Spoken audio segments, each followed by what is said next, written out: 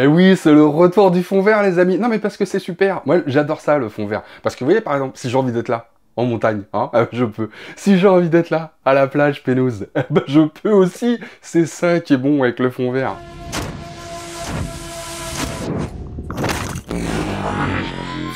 Bonjour à tous, très heureux de vous retrouver pour redécouvrir ensemble les 10 motos les plus vendues en France en 2021. Je parle des plus de 125 cm3 et croyez-moi, certains vont être très surpris. On commence par la 10e meilleure vente et c'est la Triumph Trident 660 qui réalise un beau départ puisque c'est aussi donc la Triumph la plus vendue avec 2029 immatriculations. Vu son prix, ça devrait pas vraiment nous étonner en fait, mais quand même. Peut-être plus étonnant en revanche, en 9e position, Royal Enfield place ses 650, soit l'Interceptor et la Continental GT qui sont considérés donc comme la même moto dans les chiffres. Le cumul atteint les 2251 ventes en France en 2021. Encore, à mon avis, hein, une belle performance pour cette marque qui, rappelons-le, pouvait facilement être qualifiée il y a encore quelques années de confidentielle. C'est clairement devenu une marque qui compte aujourd'hui en France, Royal Enfield.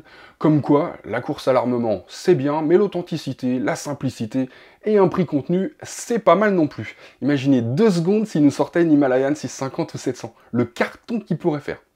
On continue dans les surprises avec la 8e place qui revient cette année donc à la R1250 RT les amis. C'est l'une des plus grosses surprises pour moi, clairement.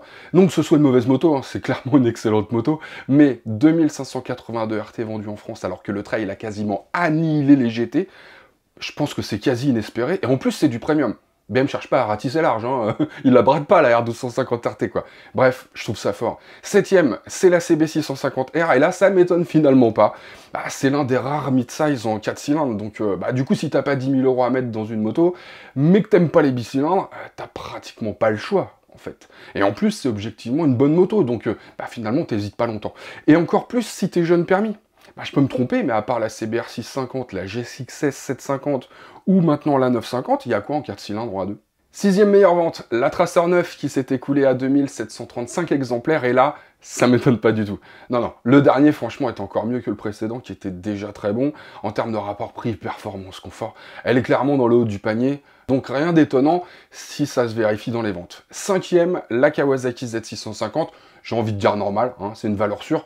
C'est ce que moi j'appelle une vraie moto, quoi. Tu vois, quand tu montes dessus, t'as pas le sentiment qu'elle va partir en lambeaux. Le moteur, c'est du connu, c'est de l'efficace, et évidemment, elle existe en A2. Du coup, elle s'adresse à un public qui est hyper large, à un prix qui est décent, donc voilà, quoi, j'ai presque envie de te dire, idem en plus pour la 4e, puisqu'au pied du podium, on trouve la Kawasaki Z900. Pareil, c'est du connu, il y a une version A2. Alors, j'ai pas réussi à savoir en revanche si les RS sont comprises dans le total, mais bon, en tout cas, bon résultat quand même pour 2021. Médaille de bronze, BM R1250 GS Adventure. 3481 GS Adventure ont été immatriculés en France en 2021, et ça les amis, c'est quand même fort.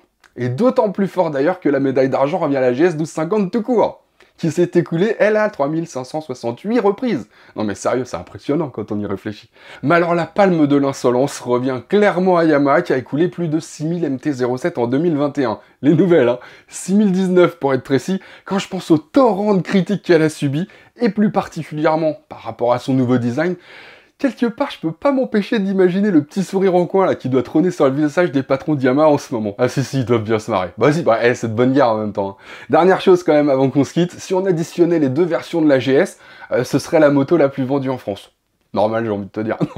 Non, mais quand sera-t-il l'année prochaine surtout? En clair, est-ce que la nouvelle Tiger 1200 sera capable de planter ses crocs suffisamment profonds dans les pneus de la GS pour lui faire du mal?